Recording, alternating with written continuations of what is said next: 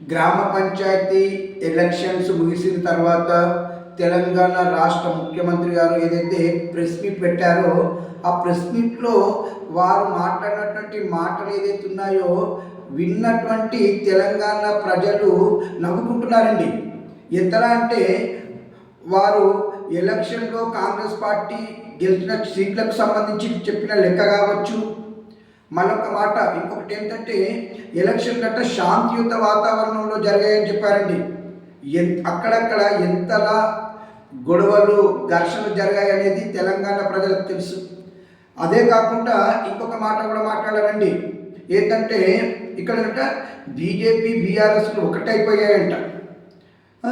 ఇంకా చెప్తూ పోతే అన్నీ కూడా అబద్ధాల మాటలు, నెక్స్ట్ ప్రజలను మభ్యపెట్టేలా ఉన్నాయి తప్పించేసి ఒక్కటి కూడా వాస్తవానికి దగ్గర లేదనేది తెలంగాణ ప్రజలకు ఆల్రెడీ గ్రహించారండి. ఏది ఏమైనప్పటికీ మొన్న జరిగినటువంటి గ్రామ పంచాయతీ ఎలక్షన్లలో కాంగ్రెస్ పార్టీకి ప్రజలు తగిన బుద్ధి చెప్పారనేది మాత్రం వాస్తవం.